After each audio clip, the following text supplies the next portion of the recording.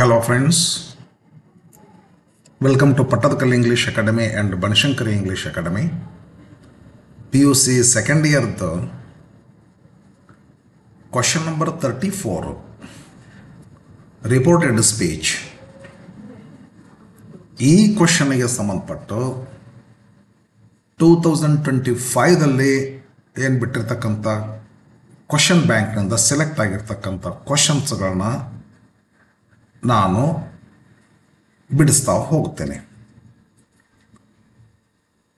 ಇದು ರಿಪೋರ್ಟೆಡ್ ಸ್ಪೀಚಿಗೆ ಸಂಬಂಧಪಟ್ಟಂಥ first video friends. ಮೊದಲು ಇದನ್ನು ನೋಡೋಣ, ಕ್ವಶನ್ ಏನಿರುತ್ತೆ ಅಂಥೇಳಿ. ಇನ್ಸ್ಟ್ರಕ್ಷನ್ ಕೊಟ್ಟಾರ ಹೆಂಗಿರುತ್ತೆ ಕ್ವಶನ್ನು ಏನು ಅಂಥೇಳಿ. This question item has 5 sentences in direct speech. Okay sir, sentence number 1, 2, 3, 4, 5 ಇರ್ತದೆ. Okay, various types of sentences are included. Various sentences ಅಂತಂದ್ರೆ assertive sentence, interrogative sentence, exclamatory sentence, imperative sentence. ಇವು the question can be either textual or non textual.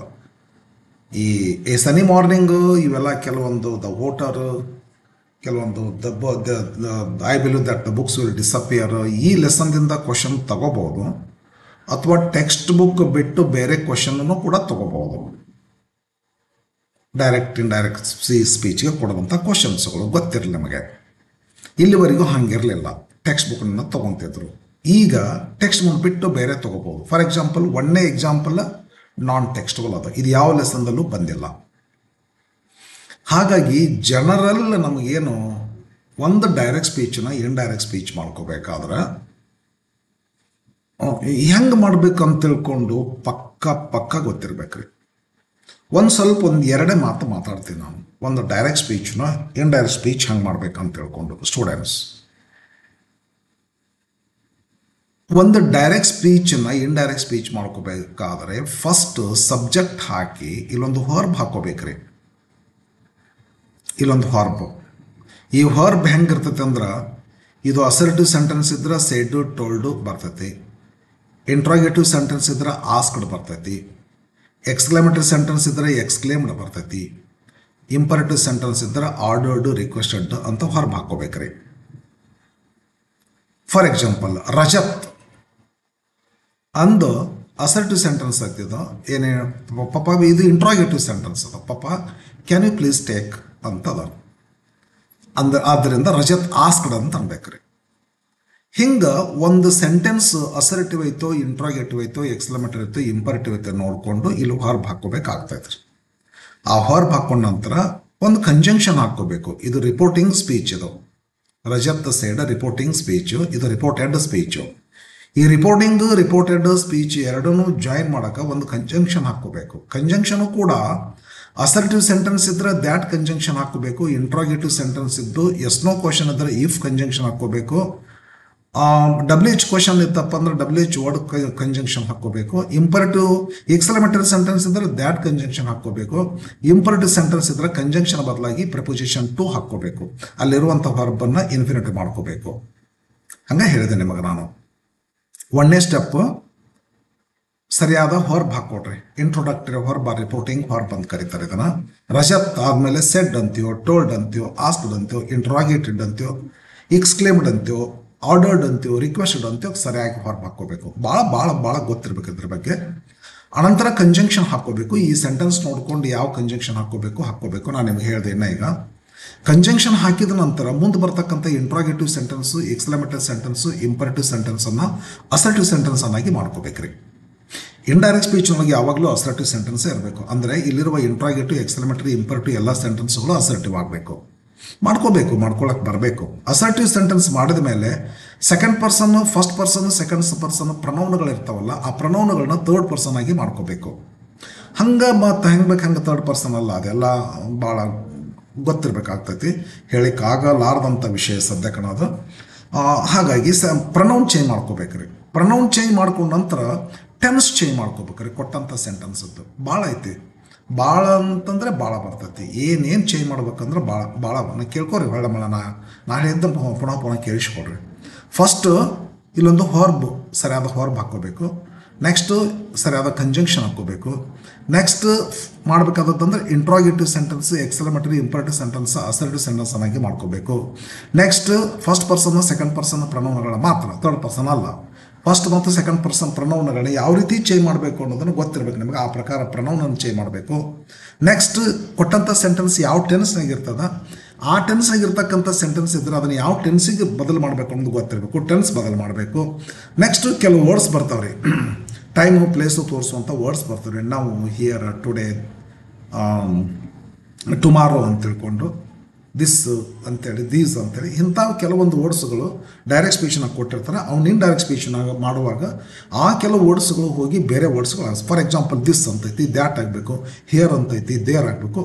ಇದು ಈ ರೀತಿ ಒಂದು direct ಸ್ಪೀಚನ್ನ indirect speech ಮಾಡ್ಕೋಬೇಕಾದ್ರೆ ಏನೇನು ಮಾಡ್ಕೋಬೇಕು ಅಂತಂದ್ರೆ ಸರಿಯಾಗಿ ಕೇಳಿಸ್ಕೊರಿ. ರಿಪೋರ್ಟಿಂಗ್ ಹಾರ್ಬ್ ಹಾಕ್ಕೋಬೇಕು, ಅಪ್ರಾಪರೇಟ್ ಹಾರ್ಬ್ ಹಾಕಬೇಕು, ಕಂಜಂಕ್ಷನ್ ಹಾಕ್ಕೋಬೇಕು, ಸೆಂಟೆನ್ಸನ್ನು ಅಸರ್ಟಿವ್ ಮಾಡ್ಕೋಬೇಕು, ಪ್ರನೌನ್ ಚೇಂಜ್ ಮಾಡ್ಕೋಬೇಕು, ಟೆನ್ಸ್ ಚೇಂಜ್ ಮಾಡ್ಕೋಬೇಕು, ಟೈಮ್ ಪ್ಲೇಸು ತೋರಿಸುವಂಥ ವರ್ಡ್ಸ್ಗಳು ಚೇಂಜ್ ಮಾಡ್ಕೊಂಡು ಫೈನಲ್ ಬಂದಂಥ ಆನ್ಸರ್ನ ಇಟ್ಕೋಬೇಕ್ರಿ. ಮತ್ತು ಇನ್ನೊಂದು ಹೇಳ್ತೀನಿ, ಇದು ಕನ್ವರ್ಸೇಷನ್ ಆದ್ದರಿಂದ ಇದಕ್ಕೆ ಆನ್ಸರ್ ಬರೆದಾಗ ಒಂದು ರಿಪೋರ್ಟ್ ರೆಡಿ ಆಗಬೇಕು. ಅದಕ್ಕೋಸ್ಕರನೇ ಅದಕ್ಕೆ ರಿಪೋರ್ಟೆಡ್ ಸ್ಪೀಚ್ ಅಂತ ಕರೀತಾರೆ.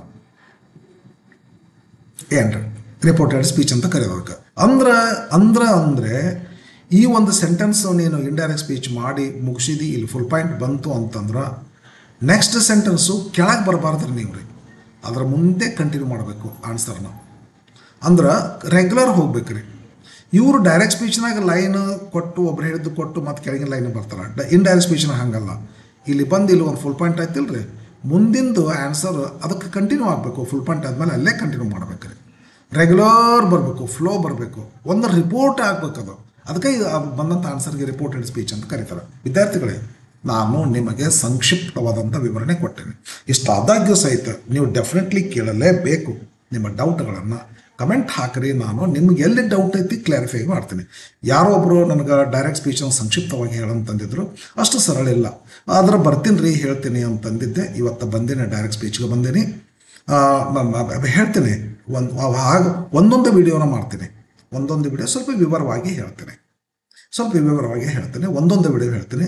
ಹೇಳಿದಾಗ್ಯೂ ಸಹಿತ ಆದರೆ ಪಕ್ಕ ಒಂದು ಕ್ಲಾಸ್ನ ನಮ್ಮ ರೂರಲ್ ಏರಿಯಾದೊಳಗೆ ಒಂದು ಕ್ಲಾಸ್ನ ಒಂದು 50 ಜನ ಇದ್ದರೆ ಒಂದು 5 ಜನ ಮಾಡ್ಬೋದು. ಇದನ್ನು ಒಂದು 15 ಪೀರಿಯಡ್ 20 ಪೀರಿಯಡ್ ಹೇಳಿದ ನಂತರ 15-20 ಪೀರಿಯಡ್ ಹೇಳಿದ ನಂತರ ಒಂದು 10 ಜನ ಮಾಡಿದ್ರೆ ಮ್ಯಾಕ್ಸಿಮಮ್ ರೀ.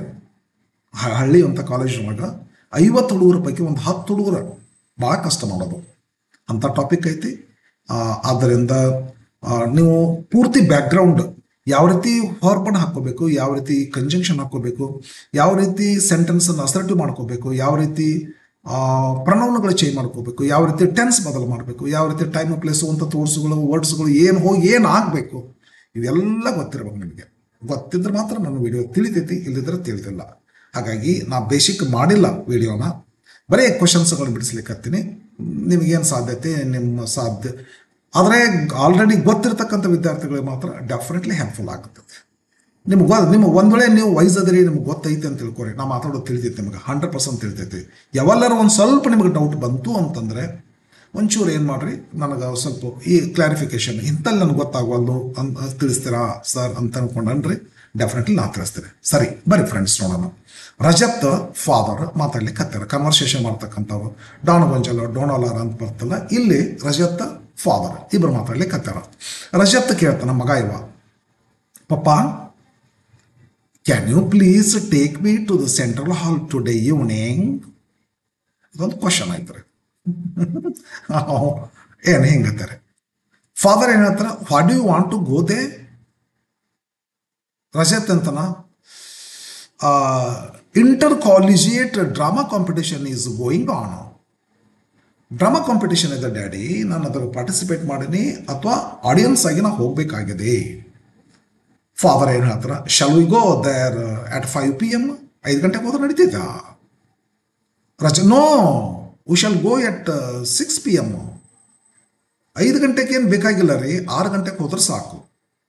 5 ಗಂಟೆಗೆ ಏನು ಬೇಕಾಗಿಲ್ಲ, ಭಾಳ ಅಡ್ವಾನ್ಸ್ ಆಗ್ತೈತಿ. ನೋ, 5 ಗಂಟೆಗೆ ಏನು ಬ್ಯಾಡ್ರಿ, V shall go at 6 PM. 6 ಗಂಟೆಗೆ ಹೋಗ್ಕೊಂಡ್ರಿ. 5 ಗಂಟೆಗೆ ಬ್ಯಾಡ 1 ಅವರ್ ಕೂಡಬೇಕಾಗ್ತೈತಿ ಅಂತ. ಆಯ್ತಪ್ಪ ಮುಂದೆ ಏನಾದ್ರು ಇರ್ಬೋದು, ನಮಗೇನು 5 ಸೆಂಟೆನ್ಸ್ ಬೇಕು. ಒಂದು ಸೆಂಟೆನ್ಸನ್ನು ನೀನು ಇಂಡೈರೆಕ್ಟ್ ಸ್ಪೀಚ್ ಮಾಡಿದ್ರೆ 1 ಮಾರ್ಕ್ ರೀ. ಹೈಸ್ಕೂಲ್ನಾಗ ಹಂಗಲ್ಲ, ಒಂದು ಸೆಂಟೆನ್ಸ್ ರಿಪೋರ್ಟೆಡ್ ಸ್ಪೀಚ್ ಮಾಡಿದ್ರೆ 2 ಮಾರ್ಕ್ಸ್ ಇರ್ತೈತಿ. ಇಲ್ಲಿ ಕೆಲಸ ಭಾಳ ತಗೋತಾರೆ, 20 ಪೀರಿಯಡ್ ಹೇಳ್ಬೇಕ್ರಿ ಅದನ್ನ, ಅಂದ್ರೆ ತಿಳಿತೈತ್ರಿ. 5 ಮಾರ್ಕ್ಸಿನ ಕ್ವಶನ್ ಮತ್ತು ಇಷ್ಟು ದೊಡ್ಡ ಆನ್ಸರ್ ಎಲ್ಲ ಸ್ಟೆಪ್ಸ್ಗಳನ್ನ ಪಾರಾಗಿ ಬಂದು ಎಲ್ಲ ಕರೆಕ್ಟ್ ಸೆಂಟೆನ್ಸ್ ಮಾಡಿದ್ರು ನಿನಗೆ 1 ಮಾರ್ಕ್ ಕೊಡ್ತಾರೆ. ನಿಮ್ಗೆ 5 ಸೆಂಟೆನ್ಸ್ ಇರ್ತಾವ್ರಿ, 5 ಮಾರ್ಕ್ಸಿನ ಕ್ವಶನ್ ಇದು. ಸರಿನಾ? ಬರೀ ಬಿಡಿಸ್ಕೊಡ್ತೀನಿ. ರಜತ್ ಸೆಂಟೆನ್ಸ್ ಯಾವ ಟೈಪ್ ನೋಡ್ತೀನಿ? ಅವ್ರ ಅಪ್ಪಾಜಿ ಕೇಳೋನಿಲ್ಲೇ ಆಸ್ಕಡ್ ಈಸ್ ಅ ಫಾದರ್ ಅಂತ ಅನ್ಬೇಕಾಗ್ತೈತಿ. ಸೆಂಟೆನ್ಸ್ ಯಾವುದೈತಿ ನೋಡ್ರಿ, ಇಲ್ಲಿಂದ ಸ್ಟಾರ್ಟ್ ಆಗ್ತೈತಿ. ಅಡ್ರೆಸ್ಸಿಂಗ್ ಮಾಡೋಣ ಪಪ್ಪ ಅಂತೇಳಿ. ನಾವೆಲ್ಲ ಪಪ್ಪ ಅನ್ನೋಕ್ಕಾಗೋದಲ್ಲ, ಈಸ್ ಅ ಫಾದರ್ ಅನ್ಬೇಕು ನಾವು. ಅವ್ರ ಅಪ್ಪಗೆ ಅವ ಪಪ್ಪ ಅಂತಾನ, ನಾವ್ಯಾಕ್ರಿ ಪಪ್ಪ ಅನ್ಬೇಕು? He's a father. ರಜತ್ ತನ್ನ ತಂದೆಗೆ ಕೇಳ್ದ ಅಂತಂತ ಅನ್ಬೇಕು. ಸೆಂಟೆನ್ಸ್ ನೋಡು, can you please take me interrogative sentence ಅದ. ಅದು ಇಂಟ್ರಾಗೇಟಿವ್ ಸೆಂಟೆನ್ಸ್ ಅಂದ್ರೆ ಹೆಂಗದ ಅಂತಂದ್ರೆ ಒಂಥರ ಎಸ್ ನೋ ಕ್ವಶನ್ ಅಲ್ಲ, ಅಥವಾ ಎಸ್ ನೋ ಕ್ವಶನ್. ಇದು ಸ್ವಲ್ಪ ನಿಮಗೆ ಹೇಳ್ಬೇಕಂದ್ರೆ ಅಷ್ಟ ಮಾಡ್ರಿ ಅವ್ರೆ, ಎಸ್ ನೋ ಕ್ವಶನ್ ಅಂತ ತಿಳ್ಕೊಡ್ರಿ. ಇದು ಆ್ಯಕ್ಚುಲಿ ರಿಕ್ವೆಸ್ಟೆಡ್ನು ಆಗ್ತದೆ, ರಿಕ್ವೆಸ್ಟೆಡ್ನು ಮಾಡ್ಬೋದು. ರಿಕ್ವೆಸ್ಟೆಡ್ ಮಾಡ್ರಿ, ಚಲೋ ಆಗ್ತದೆ ರೀ. ಯಾಕಂದ್ರೆ ಕ್ಯಾನ್ ಯು ಪ್ಲೀಸ್ ಅಂತ ಐತಲ್ಲ, ರಿಕ್ವೆಸ್ಟೆಡ್ ಮಾಡಿಬಿಡ್ರಿ. ಆಸ್ಕ್ಡ್ ಅಂದ್ರೂ ಬರ್ತೈತಿ, ರಿಕ್ವೆಸ್ಟೆಡ್ ಅಂದ್ರೂ ಬರ್ತೈತಿ ರೀ. ಭಾಳ ಮಜಾ ಆಯ್ತದ. ರಿಕ್ವೆಸ್ಟೆಡ್ ಆ್ಯಂಡ್ ಆಸ್ಕ್ಡ್ ಅಂದ್ಬಿಡ್ಬೇಕಂತಂದ್ರೆ, ರಿಕ್ವೆಸ್ಟೆಡ್ ಆ್ಯಂಡ್ ಆಸ್ಕ್ಡ್ ಅಂದ್ಬಿಟ್ರೆ ಬೆಸ್ಟ್ ಆಗ್ತದೆ. Rajat asked and requested his father. Rajat asked his father ಅನ್ನಬೇಕಂದ್ರೆ ಇಂಟ್ರಾಗೇಟಿವ್ ಸೆಂಟೆನ್ಸ್ ಐತೆ ತಿಳಿಸ್ತಾರ, ಎಸ್ ಆಸ್ಕ್ಡ್ ಅನ್ರಿ. ಎಸ್ ನೋ ಕ್ವಶನ್ ಐತೆ ತಿಳಿಸ್ತಾರ, ಅದಕ್ಕೆ ಇಫ್ ಅನ್ರಿ. WH ಕ್ವಶನ್ ತರಿಸ್ತಾರ, WH ವರ್ಡ್ ಯೂಸ್ ಮಾಡ್ತಿದ್ರಿ. Rajat asked his father if conjunction ಹಾಕ್ರಿ. ಇಲ್ಲಿವರೆಗೆ ಬಂದ್ರೆ Rajat asked his father if, ಇಲ್ಲಿ ಇಫ್ ಹಾಕ್ರಿ. ಫಸ್ಟ್ ನೀವು ಮಾಡಬೇಕಾದ್ದು ಇಡೀ ಸೆಂಟೆನ್ಸನ್ನು assert ಮಾಡ್ಕೊಡ್ರಿ. Can you please take me, helping verb ಐತಿಲ್ರಿ ಮಾಡಲ್. ಸಬ್ಜೆಕ್ಟ್ ಮೊದಲು ಹಾಕ್ರಿ, ಅನಂತರ ಹೆಲ್ಪಿಂಗ್ ಹೊರಬ್ ಹಾಕ್ರಿ, ಮುಂದೆ ಇದಕ್ಕಿದ್ದಂಗೆ ಅಡ್ರಿ ಇಂಟ್ರಾಗೇಟಿವ್ ಹೋಗಿ ಅಸರ್ಟಿವ್ ಆಗ್ತೈತಿ. Can you please take me ಹೋಗಿ ಕ್ಯಾನ್ ಯು ಪ್ಲೀಸ್ ಬಿಟ್ಬಿಡ್ರಿ, ಪ್ಲೀಸ್ ಹೋಗಿಬಿಡ್ತೈತಿ. ಇಲ್ಲ ರಿಕ್ವೆಸ್ಟೆಡ್ ಅಂದ್ರೆ ಅಲ್ಲ, ಪ್ಲೀಸ್ ಮೀನಿಂಗು ರಿಕ್ವೆಸ್ಟೆಡ್ದಲ್ಲಿ ಬಂತು. Rajat requested and asked his father, ಹೌದಲ್ಲ. If can you take me, please ಬಿಟ್ಬಿಡ್ರಿ. Can you take me, you can take me to the central hall today evening. Can you take me ಹೋಗಿ you can take me ಆಗ್ತದೆ. You second person pronoun ಅಂತಲ್ಲ, ಅದನ್ನು ಹೀ ಮಾಡ್ರಿ. ಯಾಕಂದ್ರೆ you ಅಂದರೆ ರಜತ್ ಹೇಳ್ತಾನ ನೀನು ಅಂತೇಳಿ, ನೀನಂದ್ರೆ ಅವರಪ್ಪ, ನಾವು ಹೀ ಮಾಡ್ಬೇಕು ಇದನ್ನು. ಕ್ಯಾನ್ ಯು ಟೇಕ್ ಅಸರ್ಟಿವ್ ಮಾಡಿದ್ರೆ you can take. Pronoun change ಮಾಡಿದ್ರೆ he can take. Tense change ಮಾಡ್ರಿ, ಹೀ ಕ್ಯಾನ್ ಟೇಕ್ ಹೋಗಿ ಪಾಸ್ಟ್ ಟೆನ್ಸ್ ಮಾಡಬೇಕು. ಹೀ ಕುಡ್ ಟೇಕ್ ಆಗಬೇಕು, ಟುಕ್ ಆಗಬಾರ್ದು. ಇನ್ನೊಂದ್ಸಲ ಬರುತ್ತೆ ನೋಡ್ರಿ. Rajat requested and asked his father if he could take me ಅಂತ ರಜತ್ ಅಂತನ ಪ್ರೊನೌನ್ ಚೇಂಜ್ ಮಾಡ್ರಿ, ಹಿಮ್ ಅಂತ ಮಾಡ್ರಿ. Him to the central hall change ಮಾಡ್ಬೇಡ್ರಿ, ಇದಕ್ಕಿದ್ದಂಗ್ರಿ. ಟುಡೇ ಈವ್ನಿಂಗ್ ದಿಸ್ ಈವ್ನಿಂಗ್ ಅನ್ಬೇಕು, ಟುಡೇ ಈವ್ನಿಂಗ್ ಅಂತ ಇರೋದು. ಟುಡೇ ಈವ್ನಿಂಗ್ ಹೋಗಿ ದ್ಯಾಟ್ ಡೇ ಈವ್ನಿಂಗ್, ಟುಡೇ ಹೋಗಿ that day evening. Final answer ಹೇಳಿದ್ರೆ ಇನ್ನೊಂದ್ಸಲ ರೀ. Rajat asked his father, requested and asked, ಇಲ್ಲ ಬರೀ ಆಸ್ಕ್ಡ್.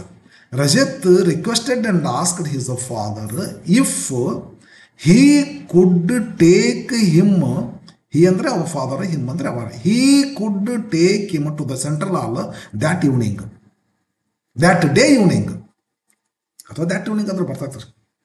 ಫಿನಿಶ್, ಒಂದು ಆನ್ಸರ್ ಮುಗೀತು. ಎಲ್ಲಿ ಫುಲ್ ಪಾಯಿಂಟ್ ಕೊಟ್ರಿ ಅಲ್ಲಿಂದ ಮುಂದೆ ಕಂಟಿನ್ಯೂ ಮಾಡಿರಿ.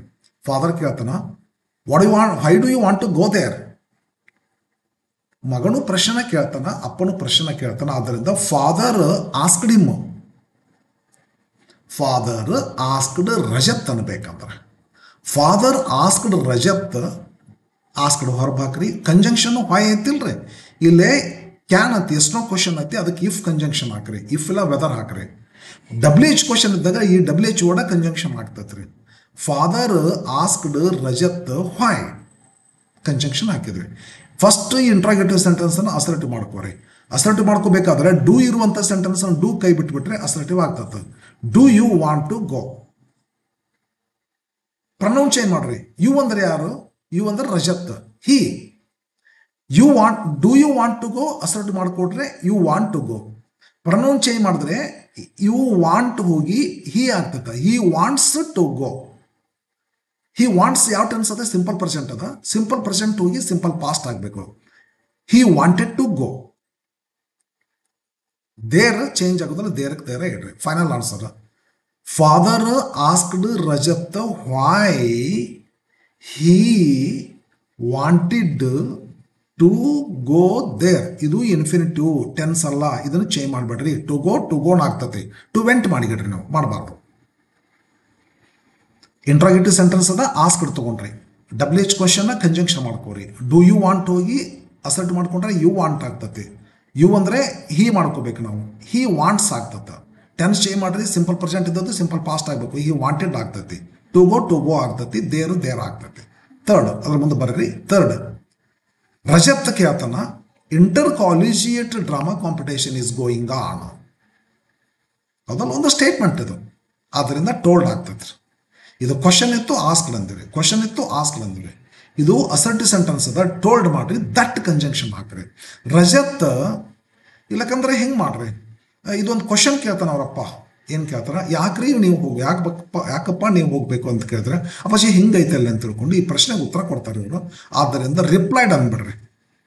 ಕ್ವಶನ್ ಕೇಳ್ತಾರ, ಅದಕ್ಕೆ ಮುಂದೆ ಉತ್ತರ ಹೇಳ್ತಾರ ಅಂದ್ರೆ ರಿಪ್ಲೈಡ್ ಅಂತ ವರ್ಡ್ ಯೂಸ್ ಮಾಡ್ರಿ. Ratan replied his father that. Reply ಮಾಡೋದು ಅಸರ್ಟಿವ್ ಸೆಂಟೆನ್ಸ್ ಹಾಕ್ರಿ. ರಿಪ್ಲೈ ಮಾಡೋದು ಅಸರ್ಟಿವ್ ಸೆಂಟೆನ್ಸ್ ಹಾಕಿ ಅದಕ್ಕೆ ದ್ಯಾಟ್ ಕಂಜಂಕ್ಷನ್ ಹಾಕ್ರಿ. ಟೋಲ್ಡ್ ಅನ್ನೋದಕ್ಕಿಂತ ರಿಪ್ಲೈಡ್ ಅನ್ನೋದು ಬೆಟರ್. ಏನೋ ಒಂದು ಸಿಂಪ್ಲಿ ಹೇಳಿದಾರೆ ಅಂದ್ರೆ ಟೋಲ್ಡ್ ಅನ್ರಿ, ಬಟ್ ಒಂದು ಪ್ರಶ್ನೆಗೆ ಆನ್ಸರ್ ಮಾಡಕತ್ತಂದ್ರೆ ರಿಪ್ಲೈಡ್ ಅನ್ರಿ. Rajat replied his father that inter college drama competition is going on ಅಂತ ಪ್ರೆಸೆಂಟ್ ಕಂಟಿನ್ಯೂಸ್ ಟೆನ್ಸ್ ಆಗದ, ಪಾಸ್ಟ್ ಕಂಟಿನ್ಯೂಸ್ ಟೆನ್ಸ್ ಮಾಡಬೇಕು. Present continuous tense is change to past continuous tense ಅಂದ್ರೆ ವಾಸ್ ಗೋಯಿಂಗ್ ಆನ್ ಮಾಡಿಬಿಡ್ಬೇಕು. Rajat replied his father that inter collegiate drama competition was going on. Finished. ಇದನ್ನೇನು ಮಾಡ್ಕೋಬೇಕ್ರಿ? Father shall we go there at 5 PM? ಹೌದಲ್ಲ? Yes. Interrogative 5 ಗಂಟೆಗೆ ಹೋಗೋಣ, ಹೌದಲ್ಲ? Father asked Rajat shall, ಎಷ್ಟೋ question ಆಯ್ತು ಇದು. ಇಫ್ ಹಾಕ್ರಿ, ಇಫ್ ಹಾಕ್ರಿ. Father asked Rajat if shall we go, we shall go. Assertive ಮಾಡ್ರಿ, ವಿ ಶಾಲ್ ಮಾಡ್ರಿ. ವಿ ಇದ್ರೆ ಅದನ್ನು ದೇ ಮಾಡ್ಬೇಕಂತೈತಿ. ಫಾದರ್ ಹೇಳ್ತಾನ, ತಾನು ತನ್ನ ಮಗನ ಕೂಡಿಸ್ಕೊಂಡು ನಾವು ಹೋಗೋಣವೇ ಅಂತೇಳಿ ನಾವೇನ್ಬೇಕು? ಅವರು ಅನ್ಬೇಕ್ರಿ, ದೇ ಅಂತ ಅನ್ಬೇಕ್ರಿ. ಅದಕ್ಕೆ father asked Rajat if shall we go, assertive ಮಾಡ್ರಿ, we shall go. Pronoun change ಮಾಡ್ರಿ, they will go. Tense change ಮಾಡ್ರಿ, ದೇ ವುಡ್ ಗೋ. ಇದೆಲ್ಲ ಗೊತ್ತಿರ್ಬೇಕ್ರಿ ನಮಗೆ. ಶಾಲ್ ವಿ ಗೋ ಅಸರ್ಟಿವ್ ಮಾಡಿದ್ರೆ ವಿ ಶಾಲ್ ಗೋ ಆಗ್ತೈತೆ. ಪ್ರನೌನ್ ಚೇಂಜ್ ಮಾಡ್ರಿ, ವಿ ಶಾಲ್ ದೇ ಮಾಡಬೇಕು ನಾವು. ವಿ ಹೋಗಿ ದೇ ಆಗಬೇಕಲ್ಲ, ನಾವು ಅಂತಾರೆ ಅವರು. ದೇ ವಿ ಇದಕ್ಕೆ ಶಾಲ್ ಬರ್ತೈತಿ, ದೇ ಮಾಡಿದಾಗ ಅದಕ್ಕೆ ತಕ್ಕಂಗೆ ವಿಲ್ ಬರ್ತೈತಿ. They will go. Tense change ಮಾಡ್ರಿ, will go in indirect speech it becomes would go. ಹೌದಲ್ಲ? Yes, would go. There change ಆಗೋದಿಲ್ಲ, ಅಟ್ 5 PM ಚೇಂಜ್ ಆಗೋದಿಲ್ಲ. Father asked Rajat if they would go there at 5 PM. Last, Rajat ಹೇಳ್ತಾನ, no we shall go at 6 PM. ಇದನ್ನ ಹೆಂಗೆ ಮಾಡ್ಬೇಕಂತಂದ್ರೆ, no ಅಂತಿರುವಂಥ ವರ್ಡನ್ನು ಏನು ಮಾಡ್ಬೇಕಂತಂದ್ರೆ, no ಅನ್ನುವಂಥ ವರ್ಡನ್ನು ಇದಕ್ಕೊಂದು best word ಹೇಳ್ತೇನೆ ನಿಮ್ಗೆ. ಡಿನೈಡ್ ಅಂತ ಅನ್ಬೇಕ್ರಿ. ರತನ್ ಡಿನೈಡ್ ಇಟ್ ಅನ್ಬೇಕು. ಇಟ್ ಅಂದ್ರೆ ಏನಂದ್ರೆ what is said by his father. ಅವ್ರ ತಂದೆ ಏನು ಹೇಳಿದ ನೋಡು ಅದನ್ನು ರಿಜೆಕ್ಟ್ ಮಾಡ್ದ. ಇಲ್ಲ ಪಜಿ ಅಂದ. ನೋ ಅಂತ ಡೈರೆಕ್ಟ್ ಸ್ಪೀಚ್ ಬಂದರೆ ನಾವು ಇಂಡೈರೆಕ್ಟ್ ಸ್ಪೀಚ್ನ ಡಿನೈಡ್ ಇಟ್ ಅನ್ಬೇಕು. ಇಟ್ ಡಿನೈಡ್ ಅಂದ್ರೆ ನೋ ಅಂದ್ರೆ ಡಿನೈಡ್ ಅಂದಂಗ್ರಿ, ಡಿನೈಡ್ ಅಂದ್ರೆ ನೋ ಅಂದಂಗ್ರಿ. ಇಟ್ ಅಂತ ಯಾಕೆ ಅನ್ಬೇಕಂದ್ರೆ ಅವ್ರು ಏನು ಕೇಳ್ಯಾರ ಅದನ್ನು ನೋಡಿ ಹೇಳ್ತೀನಿ ನಿಮ್ಗೆ. ರತನ್ ಡಿನೈಡ್ ಇಟ್ ಅಂದ್ಬಿಡ್ರಿ, ನೋದ್ ಮೀನಿಂಗ್ ಹಂಗೆ ಬರ್ಬೇಕ್ರಿ. ಎಸ್ ಅಂತಿತ್ತಂದ್ರೆ ರತನ್ ಅಗ್ರೀಡ್ ಇಟ್ ಅನ್ಬೇಕ್ರಿ. ನೋ ಅಂತಿತ್ತಂದ್ರೆ ರತನ್ ಡಿನೈಡ್ ಇಟ್ ಅನ್ಬೇಕ್ರಿ. ಇಲ್ಲಿ 2 ಸೆಂಟೆನ್ಸ್ ಬಂದವ್ರಿ. ಇದು ಒಂದು ಮುಗೀತು. ನೋ ಅಂತಂದ್ರೆ ಇಲ್ಲ 5 ಗಂಟೆಗೆ ಹೋಗೋದು ಬ್ಯಾಡ ಅಂದಂಗೆ. ಇದು ಮತ್ತೊಂದು ಸೆಂಟೆನ್ಸ್ ಬರ್ತೈತಿ. ಇಲ್ಲಿ ನೋ ಅಂತನ ಮತ್ತೊಂದು ಸೆಂಟೆನ್ಸ್ ಹೇಳ್ತಾರ. ಆದ್ದರಿಂದ ರತನ್ ಡಿನೈಡ್ ಇಟ್ ಆ್ಯಂಡ್ ಅಂತ ಹಾಕ್ರಿ. ಇಲ್ಲ ಆ್ಯಂಡ್ ಹಿ ಅಂತ ಹಾಕ್ರಿ. ಆ್ಯಂಡ್ ಹಿ ಹಾಕ್ಬೋದು ಬಿಡ್ಬೋದು. ಇದೈತಲ್ಲ ಇದು ಅಸರ್ಟಿವ್ ಸೆಂಟೆನ್ಸ್ ಐತಿ.